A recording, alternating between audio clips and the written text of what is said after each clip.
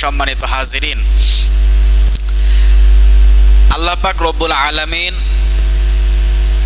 তার হাবিবের মাধ্যমে মুহাম্মদ রাসূলুল্লাহর মাধ্যমে একখানা চিঠি, একখানা পত্র আমাদেরকে পাঠিয়েছেন। তার নাম কি বলেন তো? কোরআন। কি? আল কোরআন। আল্লাহ পাক রসুলের মাধ্যমে আমাদের কাছে পাঠিয়েছেন। শুধু কোরআন নাজিল হয়েছে তা নয়, আসমানি কিতাব এই 104খানা, কতখানা? 104খানা কিতাব, তার মধ্যে কোরআন সর্বশ্রেষ্ঠ কিতাব। কোরআন কি কিতাব? সর্বশ্রেষ্ঠ কিতাব। 104খানা কিতাবের ভিতরে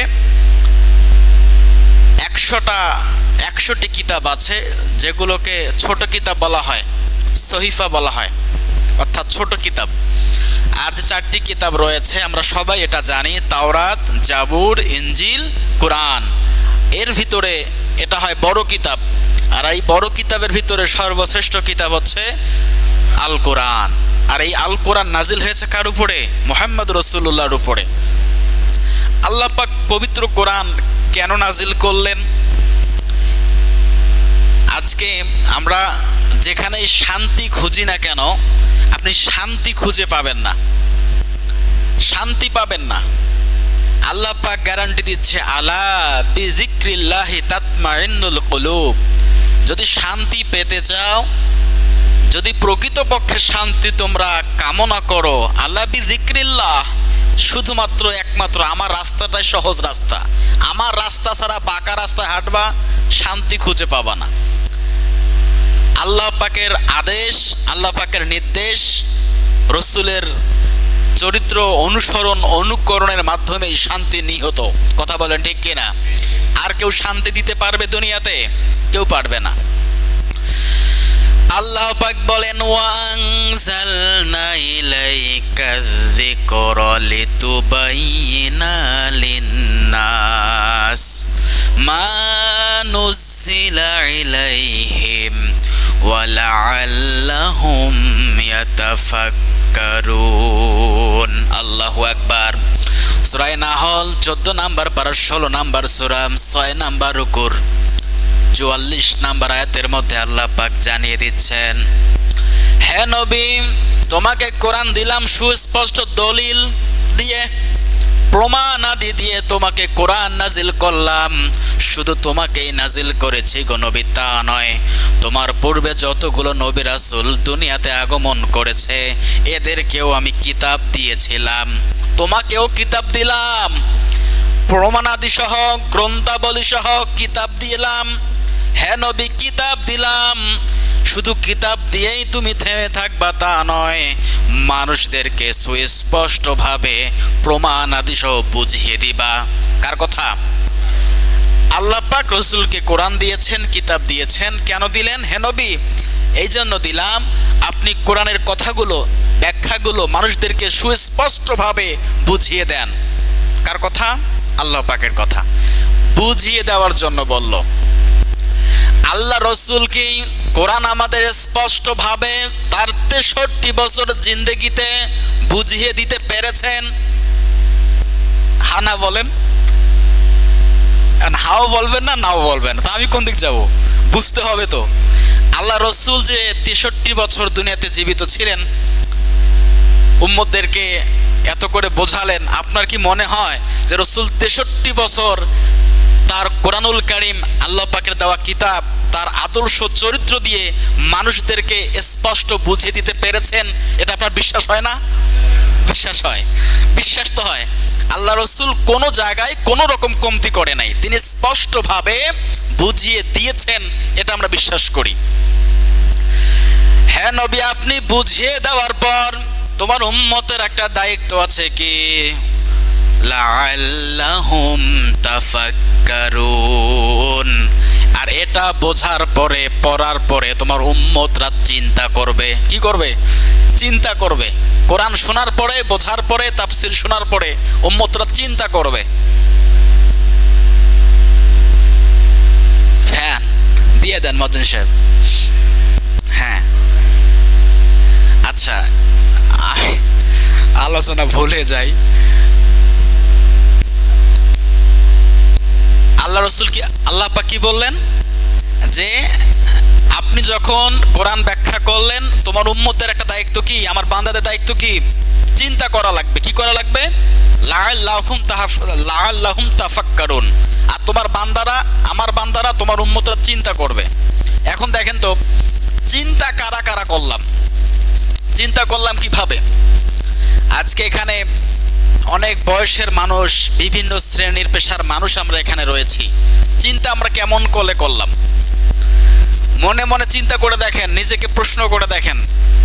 এত বছর আমার বয়স হলো, 8-9 বছরের শিশু, কিশোর, বালক হাফেজ হচ্ছে, কোরআন মুখস্থ করে ফেলছে, আর আমার 60 বছর বয়স, আজ পর্যন্ত কোরআন খতম করা তো দূরের কথা, কোরআন স্পষ্ট করে পড়তেও পারি না। শুনতে খারাপ লাগছে আপনাদের? এটাই বাস্তব। তাহলে আপনি কি চিন্তা করলেন? আমি কি চিন্তা করলাম?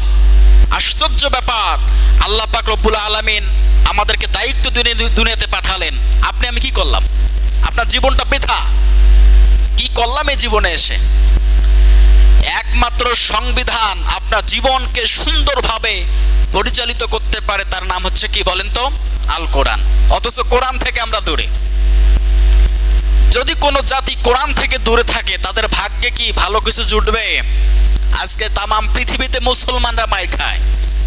বিশেষ করে দেখেন ফিলিস্তিনে, গাজায় কি পরিমাণে হত্যা হামলা তারা চালাচ্ছে। যুদ্ধবিরতি দেয়, শান্তি চুক্তি করে, আবার যখন গাজাবাসী ফিলিস্তিনিরা একত্রিত হয় আবার হামলা চালায়। দেখেন না, ইন্টারনেটে, ইউটিউবে তো দেখা যাচ্ছে সবগুলো সময় খবর। ওরা কি পরিমাণে জুলুম আমাদের উপর চালাচ্ছে। অথচ কেন আমরা আজকে পথ ছাড়া, কেন আজকে আমরা ছন্ন ছাড়া? কারণ কি? কারণ আমরা কোরআনকে ধারণ করতে পারিনি। আজকে আমাদের যে যেটা বোঝায়, এক প্যাকেট সিগারেট, একটা পান আর 2টা পুরি ডাল খাওয়ালেই দেখবেন ওর ইমান পরিবর্তন হয়ে যায়। এখানে না হয় এখন এখানে হয়ে যায়। হয় কি হয় না? বিকেল বেলা চিন্তা করে সকালে তো ওইখানে মারব, রাতের বেলা 400 টাকা, আর একটা পান আর একটা সিগারেট ধরিয়ে দিলে এই জায়গা থেকে এইখানে চলে যায়। বুঝতে পেরেছেন? এই জাতির ভিতরে কি কল্যাণ আল্লাহ পাক দেবে? কথা বলছেন না কেন? আমি গ্রামে বসবাস করি, যেদিন ইলেকশন হয় তার রাতের বেলা চাঁদ রাত হয়, চাঁদ রাত মানে পরদিন ঈদ, সবাই লাইনে থাকে, গেট খোলা রাখে, যা আসবে মক্কেল আসবে আর ঢালে চলে যাবে। আপনারা হাসতেছেন না? আমি জানি এটা, আমি তো দেখি এরকম হয়ে যায়। কি একটা অবস্থা! তো এই জাতির মধ্যে কি আল্লাহ পাক পরিবর্তন দান করবে? আপনি তো স্পষ্ট জানছেন এটা ঘুষ, এটা হারাম। আমার মালিক এটা আমার জন্য হারাম করে দিয়েছে, আমি এটা কেন গ্রহণ করব? আমার ভোট আমি যাকে ইচ্ছা তাহাকে দেব তা নয়, যোগ্য ব্যক্তি দেখে, যার ভিতরে কোরআন হাদিসের আদর্শ আছে, যার ভিতরে আল্লাহ পাকের ভয় আছে, রসুলের তরিকা অনুযায়ী চলার চেষ্টা করে, ওই লোকটাকে দেব। কথা বলেন ঠিক কিনা? অথচ আপনি বলেন আমার ভোট আমি দেব, যাকে ইচ্ছে তাকে দেব, তার মানে কি? যে আপনাকে বেশি মালটু দেবে তাকে দেবেন। এটা ইমান বিক্রি হয়ে যাচ্ছে। কারণ আপনার আমার ইমান সস্তা হয়ে গেছে। কেন সস্তা হয়ে গেল? কারণ আপনার আমার ভিতরে কোরআনের কথাগুলো নেই। আপনি কোরআনের আদেশ নিষেধগুলো মানেনও না, পড়েনও না, জানেনও না। থাকবে কিভাবে? থাকবে। এজন্য আল্লাহ পাক বললেন, হে নবী, তোমাকে কোরআন দিলাম, তোমার কাজ হচ্ছে তোমার উম্মতদেরকে সঠিকভাবে বুঝিয়ে দিবা। উম্মতদেরকে সঠিকভাবে বুঝিয়ে দেওয়ার পর বান্দাদের দায়িত্ব কি? লাআল্লাহুম তাফাক্কারুন। আর ওরা এটা বসে বসে চিন্তা করবে, রাতের বেলা চিন্তা করবে, দিনের বেলা চিন্তা করবে, হাঁটার সময় চিন্তা করবে, সব সময় চিন্তা করবে আমি কি কোরআনের এই 6663টি আয়াত আমার প্র্যাকটিক্যাল লাইফে সেট করতে পারলাম? চিন্তা করে দেখেন, আপনি আর আমি কোনটা মানলাম? একটা শুধু মিলান। আজ বাংলাদেশের ভিতরে দেখেন প্রতিটা দিন তাফসির মাহফিল হচ্ছে কি হচ্ছে না? আমরা তাফসির মাহফিলের পক্ষে। কথা বলেন, পক্ষে না বিপক্ষে? পক্ষে। কারণ যেখানে কোরআনের আলোচনা হয় সেখানে আল্লাহ পাকের রহমত নাজিল হয়। আমরা তাফসির মাহফিলের পক্ষে। 63টা জেলায় কম করে দেখেন, অ্যাভারেজ করে যদি 10টা করে মাহফিল হয় প্রতিটা জেলায় প্রতিদিন, আপনি দেখবেন যারা বড় বড় বক্তা আছে না, আমি তো কম বক্তা, আমার তো হিসাবে নেই, বক্তাও না কিছুই না কোনো রকম। যারা বক্তা এতে সকালে মাহফিল রাতে মাহফিল, ডাবল মাহফিল, মাহফিল নিয়ে কুল পাচ্ছে না। আবার ফোন দেবেন, বলে না এই সালে ডেট নেই, আগামী 26 সালে হলে হবে। এরকম হয় কি হয় না? হয়। এতগুলো বক্তা তামাম পৃথিবীতে, তামাম বাংলাদেশে মাহফিল করে দিচ্ছে। জুলুম, অত্যাচার, অন্যায়, অবিচার কি বন্ধ করতে পেরেছে? কথা বলেন। যদি ওয়াজ করে তাফসির করে জুলুম বন্ধ করা যেত, তাহলে সবচাইতে বেশি জুলুম বন্ধ হতো আমাদের বাংলাদেশে। কারণ বাংলাদেশের মতো এত তাফসির মাহফিল, এত হাফেজ অন্যান্য দেশে খুব কম। সব থেকে বেশি মাহফিল হয় বাংলাদেশে, কোরআনের মাহফিল হয়। এতগুলো মানুষ তাফসির করছে, ওয়াজ করছে, কিন্তু পরিবর্তন আনা সম্ভব হচ্ছে না। কারণ কি? কারণ অনুরোধ করে কখনো জুলুম বন্ধ হয় না। জুলুম বন্ধ হয় নির্দেশ করে। পাওয়ার দেখে জুলুম বন্ধ করা লাগবে। এই কিছুদিন আগে দেখলেন না, এই পীরগাছায় কয়েকটা নিউজ পেলাম, মানুষকে মেরে ফেলে দিল, জমির মধ্যে মানুষ লাশ হয়ে পড়ে আছে। এখন এটা কোনো বিষয় না, চকলেট খাওয়ার মতো বিষয়। কয়েকদিন আগে 3 থেকে 4টা নিউজ আমি দেখলাম, এই পীরগাছা, পাওটানা, আবার হচ্ছে এই দিকে অনেক কাউনিয়া। আজকে একটা নিউজ দেখলাম, মুস্তাইন বিল্লাহ ভাই একটা নিউজ দেখলাম, উনি ভিডিও করেছে। এখানে আসছিল না মুস্তাইন বিল্লাহ ভাই? একদিন আসছিল বদরুদ্দিন সাহেব? হ্যাঁ, এটা কি কিসের রাতে জানি আসছিল, উনি ভাইকে পাঠিয়ে দিছিলাম। অনেক অত্যন্ত ভালো এবং সুন্দর আচরণ ভাইয়ের, আমি তার জন্য আলহামদুলিল্লাহ দোয়া করি। এই ভাই দেখলো ভিডিও করে দেখাচ্ছে কে বা কাহারা একটা মানুষকে মেরে জমিনের মধ্যে শুয়ে দিছে। যে মেরেছে ও জানে, মারলাম ঠিক আছে, বিচার হবে না, হয়তো কয়েক সপ্তাহ কয়েক মাস জেল হতে পারে, টাকা দিয়ে আবার ছিনিয়ে আনতে পারবে। এরকম ভয় কিন্তু ওর ভিতরে নেই যে ওকে মারলাম কিসাস করা লাগবে, আল্লাহ পাকের কোরআনের আইন অনুযায়ী আমারও মৃত্যুদণ্ড কার্যকর হবে। এই ভয় ওর ভিতরে আছে। এই ভিতরে তো, ওর ভিতরে তো এই ভয়টা নাই, ও তো মারবেই মারবেই। এরকম ওয়াজ নসিহত করে জুলুম কখনো বন্ধ হবে না। তামাম পৃথিবীতে নয়, তামাম বাংলাদেশে প্রায় 6 লক্ষের অধিক মসজিদ আছে। কত লক্ষ বলেন তো? 6 লক্ষের অধিক। এটা একদম নিম্ন বললাম। এই 6 লক্ষ মসজিদে 6 লক্ষ ইমাম আছে আমার মতো। তার ভিতরে আমরা এখানে বসে আছি, অন্তত পক্ষে যারা কোনো দিনও নামাজ পড়ে না, শুক্রবার দিন, জুমার দিন, অন্তত পক্ষে তারাও কিন্তু মসজিদে আসে কি আসে না? আসে না? আসে। এই যে ওয়াজগুলো চলছে, জুলুম বন্ধ হয়? হচ্ছে? কিছুই হয় না, কোনো লাভ হচ্ছে না। শুনছে এই দিক দিয়ে আর এই দিক দিয়ে বের হয়ে যাচ্ছে। যদি আজকে আইন পাশ করা হয়, যেমন আজ থেকে প্রায় 1 থেকে 1.5 বছর আগে আমি বলেছিলাম, এই সমাজের মধ্যে প্রায় 130 থেকে 40টা ঘর, যদি কোনো ঘরে বিয়ে বাড়িতে বাজনা বক্স বাজে, হারাম গান বাজনা বাজে, ও বাড়িতে বিয়ে একদম বন্ধ করে দেওয়া লাগবে। আপনারা হ্যাঁ সম্মতি দিয়েছিলেন? কথা বলছেন না কেন? দিয়েছিলেন? হ্যাঁ, বাজতে কি আরো বাজে নাই? কি করলেন?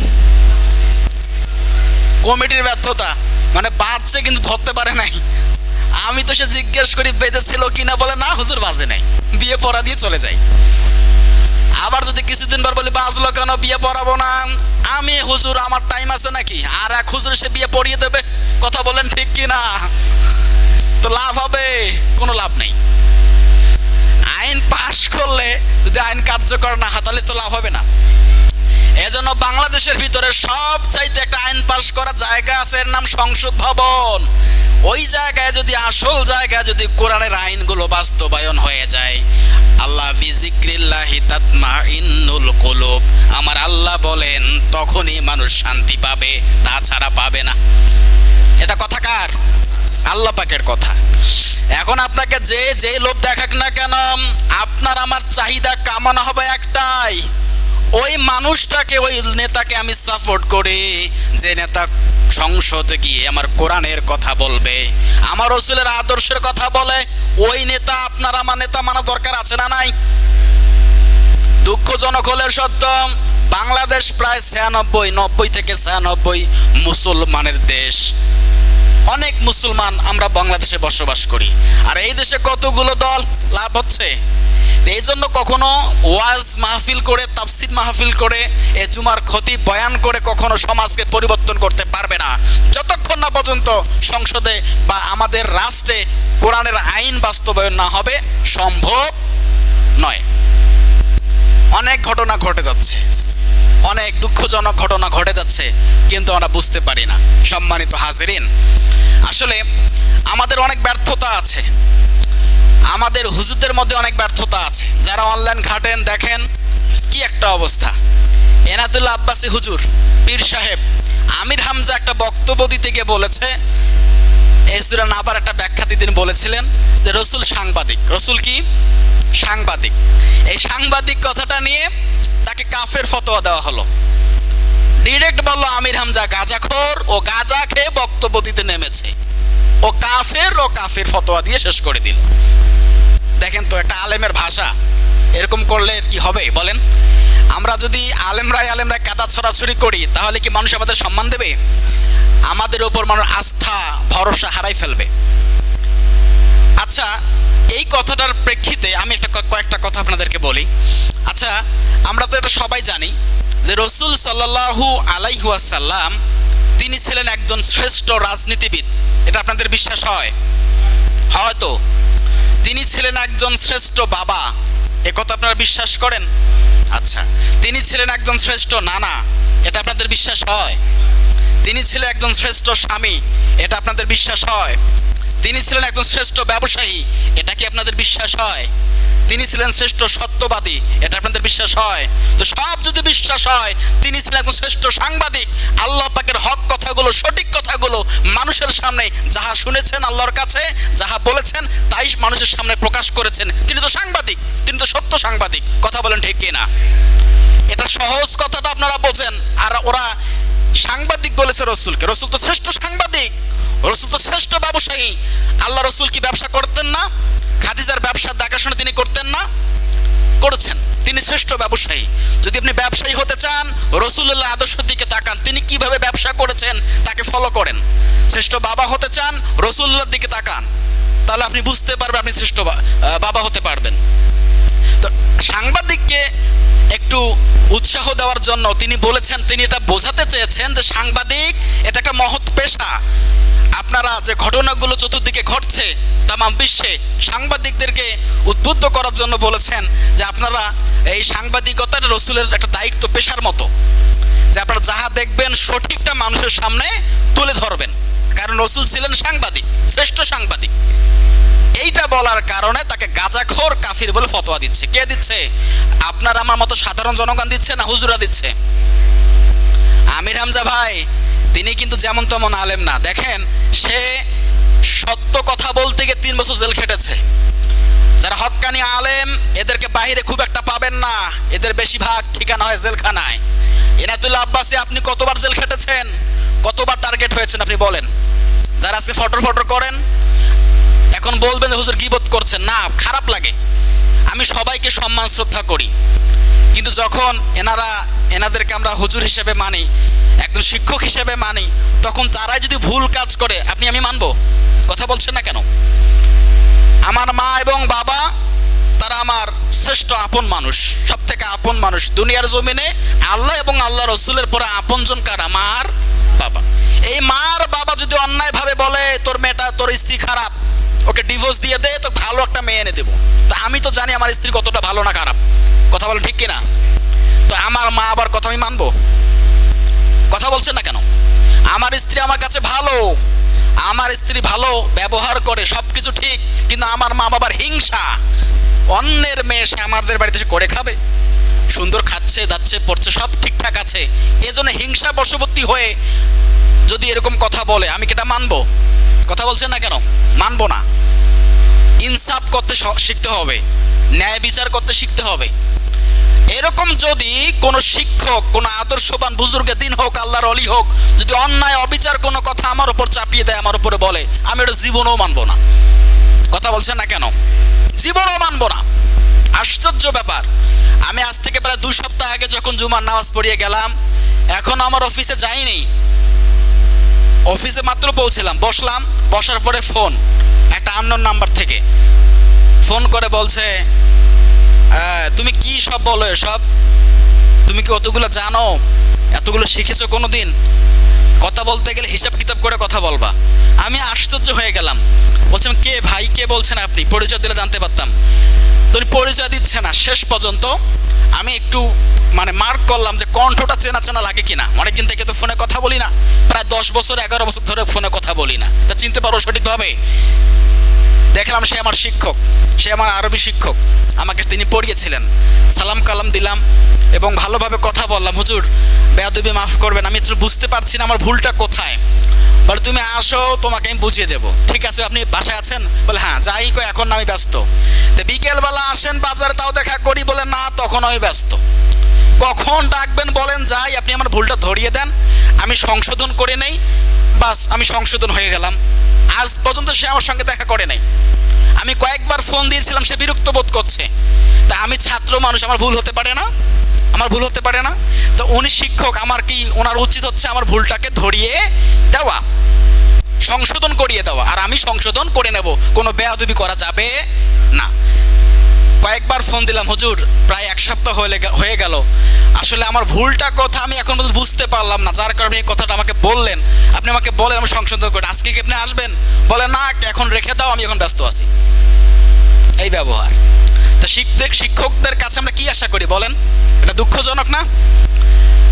আমি ততক্ষণ পর্যন্ত ওই শিক্ষককে শিক্ষক হিসেবে মানবো যতক্ষণ পর্যন্ত সে আমাকে ন্যায়ের কথা বলবে, ততক্ষণ মানি, ততক্ষণ আমি মানবো। যখন সে ভুলবশত কথা বলবে, অন্যায় অবিচার বা কোনো রকম হিংসাত্মক মনোভাব নিয়ে আমার ওপর কোনো দায়িত্ব চাপিয়ে দেবে, ওই শিক্ষককে আমি মানি না। কি ভুল বললাম? এটা আমার বাস্তবতা, আমি এটাই বুঝি। যেই হোক না কেন, ভুল করবেন আপনি আর চাপিয়ে দেবেন মানুষের উপরে, এমনটা করা সম্ভব না। তাকে গাঁজাখোর বলে, কাফির বলে ফতোয়া দিচ্ছেন। আমির হামজা ভাই ভুল স্বীকারও করেছেন। যদি আমারও ভুল হয়ে থাকে, রসুলের শানে যদি বেয়াদবি হয়ে থাকে, আমি তার জন্য মাফ চেয়ে নিচ্ছি, আল্লাহ যেন আমাকে মাফ করে দেয়। তারপরও কথা থেমে নেই। তাহলে দেখেন তো, আল্লাহ পাক রব্বুল আলামিন রসুলের মাধ্যমে একটা হাদিস জানিয়ে দিয়েছেন, সর্বপ্রথম জাহান্নাম উদ্বোধন হবে আলেমদেরকে দিয়ে। কাদেরকে দিয়ে? যারা কোরআন বেশি পড়েছে, হাদিস বেশি স্টাডি করেছে, পড়েছে, জেনেছে, মানুষকে দাওয়াতের কাজ করেছে, তাদেরকে দিয়ে নাকি জাহান্নাম উদ্বোধন হবে। 3 শ্রেণীর মানুষ। কয় শ্রেণীর মানুষ? 3 শ্রেণীর মানুষকে দিয়ে আল্লাহ পাক রব্বুল আলামিন জাহান্নামকে উদ্বোধন করবে। 1 নম্বরে আলেম, 2 নম্বরে দানবীর, 3 নম্বরে শহীদ। মদিনা থেকে একজন তাবি আসলো। তাবি কারা চেনেন? রসুলকে দেখে নাই, কিন্তু রসুলের সাহাবিকে দেখেছে আর ইমানের হালে মৃত্যুবরণ করেছে, এরা হচ্ছে তাবি। এরকম তাবি আছে। তো রসুলকে দেখে নাই, কিন্তু রসুলের সাহাবিকে দেখেছে, এরা হচ্ছে তাবি। তো একজন তাবি এসে মদিনাতে এসে দেখলেন একটা জায়গা হট্টগোল, অর্থাৎ একটু লোকজনের সমাগম বেশি। প্রশ্ন করলেন, এখানে কি হচ্ছে? বলে, তুমি কি জানো না আল্লাহ রসুলের বিখ্যাত সাহাবী আবু হুরায়রা সেখানে হাদিসের তালিম দিচ্ছে, অর্থাৎ ছাত্রদেরকে হাদিস পড়াচ্ছেন। এই তাবি সে মজলিসে গিয়ে বসলেন। বসার পরে আবু হুরায়রার একদম পাশাপাশি এসে বসলেন। ক্লাস শেষ হয়ে গেল, অনুষ্ঠান শেষ হয়ে গেল। তাকে বললেন, হে আবু হুরায়রা, তুমি একজন বিখ্যাত সাহাবী, আল্লাহ রসুলের কাছ থেকে এমন একটা হাদিস তুমি আমাকে বলবা যেটা তুমি নিজ কানে রসুলের মুখ থেকে শুনেছো এবং এটা তুমি বুঝেছো এবং এটার আমল করেছো, এরকম একটা হাদিস তুমি আমাকে আজকে বলো। বলে, হ্যাঁ আমি তোমাকে বলছি, তুমি শোনো। যখন বলছে আমি তোমাকে বলছি তুমি শোনো, বেহুশ হয়ে গেছে। বেহুশ, সঙ্গে সঙ্গে আবু হুরায়রা বেহুশ হয়ে গেছে। আবার জ্ঞান ফিরলো। জ্ঞান ফেরার বলছে, আমি তোমাকে এমন একটা হাদিস আজকে বলবো যে হাদিসটা আল্লাহ রসুল সাল্লাল্লাহু আলাইহি সাল্লাম এই স্থানে আমাকে শুনিয়েছে। আবার বলেছে, তখনই আবার বেহুশ হয়ে গেছে। আবার বলছে, আমি তোমাকে এমন একটা হাদিস শোনাবো যে হাদিস যখন আমি রসুলের মুখ থেকে শুনি সেখানে কেউ ছিল না, শুধু রসুল ছিল আর আমি ছিলাম একটা ঘরের মধ্যে। আমি তোমাকে হাদিসটা শোনাচ্ছি বলেছে, আবার বেহুশ হয়ে গেছে। এরকম করে 4 বার আবু হুরায়রা বেহুশ হয়ে পড়লেন। 5বারে বেলা যখন হাদিসটা বলতে যাবে, দেখলেন তিনি আবারও বেহুশ হয়ে যাবে এই অবস্থা। তখন তাবি তাকে আবার ধরে ফেললেন যেন আবার পড়ে না যায়। তখন বললেন, হে আবু হুরায়রা, কি এমন একটা হাদিস আপনি বলতে গিয়ে চারবার বেহুশ হয়ে পড়লেন? তখন আবু হুরায়রা বললেন, হে তাবি শোনো, আল্লাহ রাসূল নিজ মুখে বলেছেন জাহান্নাম উদ্বোধন করবে 3 শ্রেণীর মানুষকে দিয়ে। কয় শ্রেণীর মানুষকে দিয়ে? 1 নম্বরে আলেমগণ, যারা কোরআন এবং হাদিসের গবেষণা করে মানুষদেরকে দাওয়াতের কাজ করেছে, এই সমস্ত মানুষদেরকে দিয়ে আল্লাহ পাক জাহান্নাম উদ্বোধন করবে। কেন? কারণ এখন বাংলাদেশে শুধু না, তামাম পৃথিবীতে থাকতে পারে, আমি জানি না, আল্লাহ পাক আমাকে মাফ করুক। যখন আল্লাহ পাক কিয়ামতের মাঠ কায়েম করবেন, তখন আলেমদেরকে ডাক দেবেন, আসো এদিকে আসো। হে আল্লাহ, আমি কোরআনের জ্ঞান অর্জন করেছি, দাওয়াতের কাজ করেছি, হাজার হাজার লক্ষ লক্ষ মানুষকে আমি ইসলামের কথা বুঝিয়েছি, শিখিয়েছি। বলে, হ্যাঁ আমি জানি, কিন্তু তুমি এটা আমাকে সন্তুষ্ট করার জন্য করো নাই। তুমি করেছো তোমার খ্যাত, তোমার অর্জন, তোমার পাওয়ার, তোমাকে মানুষ বাহবা দেবে, হুজুর বলবে, বড় মাওলানা, মুফতি, মুহাদ্দিস বলবে, এই কারণেই তুমি এটা অর্জন করেছো। তুমি আমাকে সন্তুষ্ট করার জন্য করো নাই। যাও, এখন আমার কাছে তোমার পাওয়ার কিছুই নাই, যেটার জন্য করেছো সেটা তো দুনিয়াতে পেয়েই গেছো, এখন যাও, জাহান্নামে চলে যাও। বলি নাউজুবিল্লাহ, কত ভয়ঙ্কর একটা কথা। এরপর আবার ডাক দিবে, দানবীরদেরকে ডাক দিবে, দানবীররা আসো, হে আল্লাহ, আপনি আমাকে অনেক সম্পদ দিয়েছিলেন, এই সম্পদগুলো আমি আপনার রাস্তায় ব্যয় করেছি, মসজিদে দান করেছি, মাদ্রাসায় দান করেছি, এতিম মানুষদেরকে খাওয়িয়েছি, পড়িয়েছি, বেদবারদেরকে দান করেছি, সবগুলো সম্পদ আমি আল্লাহ আপনার রাস্তায় ব্যয় করেছিলাম। ফেরেশতারা বলবে, মিথ্যা, সব মিথ্যা বলছো তুমি। আমার আল্লাহ বলবে, তুমি মিথ্যা বলছো, কারণ তুমি দান করেছো। মানুষ তোমাকে দানবীর বলবে, মানুষ তোমাকে বাহবা দিবে। তুমি প্রকৃতপক্ষে মাবুদকে সন্তুষ্ট করার জন্য দান করো নাই। যাও, দান করেছো যে সম্মান, যে অর্জন, যে সুনাম তোমার প্রয়োজন ছিল দুনিয়ার জমিনে, আমি তোমাকে সেটাই দিয়ে দিয়েছি। এখন কিয়ামতের ময়দানে আমার কাছে কিছু নেই, যাও, জাহান্নামে চলে যাও। বলি নাউজুবিল্লাহ। এরকম করে শহীদদেরকে ডাক দিবে, ডাক দিয়ে বলবে, শহীদ হয়েছে কি কারণে? হে রব্বুল আলামিন, আপনার দিন কায়েমের জন্য যুদ্ধ করেছি, সততা দেখিয়েছি, আমি যুদ্ধ করে ময়দানের মধ্যে শহীদ হয়ে গিয়েছি। ওর শহীদ হওয়ার ইচ্ছা যদি থাকে নরবল, দুর্বল, তাহলে তো শেষ। আল্লাহ পাক বলবেন না, ফেরেশতারা বলবে না, তুমি মিথ্যা বলছো, কারণ শহীদ হয়েছে এই কারণে মানুষ তোমাকে বীর পুরুষ বলবে, মানুষ তোমাকে বাহবা দিবে, মানুষ তোমাকে শক্তিশালী জওয়ান বলবে, মানুষ তোমাকে বাহবা দিবে, সম্মান করবে, এই জন্যই তুমি শহীদ হয়েছো। আমি রবকে সন্তুষ্ট করা তোমার মূল লক্ষ্য ছিল না। যাও, এখন জাহান্নামে চলে যাও। তাহলে আলেমদেরকে দিয়ে আল্লাহ পাক জাহান্নাম উদ্বোধন করবে, দানবীরদের দিকে জাহান্নাম উদ্বোধন করবে, এরপর শহীদদেরকে দিয়ে জাহান্নাম উদ্বোধন করবে।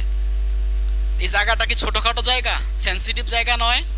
বলেন তো, কত একটা কি একটা অবস্থা। আপনি যেমন তেমন করে মানুষকে গাঁজাখোর ফতোয়া দিয়ে পার করে দিচ্ছেন। এরকম বিভ্রান্তিমূলক আলোচনা আমরা একজন বড় আলেমদের কাছ থেকে আশা করি না। আলেমরা দ্বিমত থাকতে পারে। এক ভাই হাতের এখানে হাত বেঁধে নামাজ পড়ুক, সে আমার ভাই নয়? তার সঙ্গে মতপার্থক্য থাকতে পারে। আমি এটা কেন হাত বাঁধি, ওই ভাই আমাকে হাত বাঁধে, তার জন্য কি আমি ভাষে বসবো? তার জন্য সাথে আমার সম্পর্ক খারাপ হবে? কথা বলেন, খারাপ হতে পারে? হতে পারে না। এক একটা মতকে সম্মান দিতে শেখেন, শ্রদ্ধা করতে শেখেন। এখন যারা যে কাজে আছে মনে করে এই দলটা সঠিক, বাকি সব ভুল। তাবলিগ জামাতের ভাইদেরকে অনেকে ভাই দেখতে পারে না। কেন দেখতে পারেন না? হেফাজতের ভাইকে অনেক ভাই দেখতে পারেন না। সম্মান দেন, মানুষের কর্মকে একটু মূল্যায়ন করতে শেখেন, ভালোবাসতে শেখেন। সম্মানিত হাজিরিন, আমার যেটা বোঝানোর বিষয় ছিল যে আল্লাহ পাক রব্বুল আলামিন কোরআনুল কারীম নাজিল করলেন আপনাদের চিন্তা করার জন্য। আল্লাহ রাসূল যদি 63 বছর জিন্দেগিতে তার এই একটা সময়কালে কোরআন ব্যাখ্যা করে তার উম্মতদেরকে বুঝিয়ে দিতে পারে, তিনি তো ব্যর্থ নন। তিনি কি ব্যর্থ? কিন্তু আমরা লাআল্লাহুম তাফাক্কারুন, আমরাই ব্যর্থ, কারণ আমরা কখনো কোরআন নিয়ে বিশ্লেষণ চিন্তা করি না। করেন? কখনো রাতের বেলা 12টা 1টার সময় উঠে দেখি এই আয়াতের ব্যাখ্যাটা কি দাঁড়ালো, কি হতে পারে, একটু চিন্তা ভাবনা করি, চিন্তাও করি না। কোরআন আমরা সঠিকভাবে পড়তেও পারি না, এজন্য কোরআনের সঙ্গে সংস্পর্শে আসেন। আমি এই কথাটা প্রায় বলি, আমার আজকেও মনে হচ্ছে যদি এখানে ওয়াজ নসিহত না করে এখানে বোর্ড লাগিয়ে সবাইকে কোরআন শেখাতে পারতাম সপ্তাহে একদিন করে, আমার মনে হয় কমপক্ষে হলে 20টা লোক কোরআন পড়া শিখতে পারতো, লাভ হতো, সত্যি লাভ হতো। কিন্তু এটাকে আমরা না, অনেক মানুষ ভালোভাবে নেবেন না, বলে হুজুরকে ডাকলাম ওয়াজ করার জন্য, হুজুর আমাদের কোরআন শেখায়। হ্যাঁ, এরকম হবে না? আমার মনে হয় এটাই বাস্তব হতো, এটাই অনেক ভালো হতো। আগে আগে আসতেন, আলিফ বা থেকে শুরু করিয়ে আমি মনে হয় আপনাদের কোরআন দিতে পারতাম, আমার মনে হয় ইনশাআল্লাহ।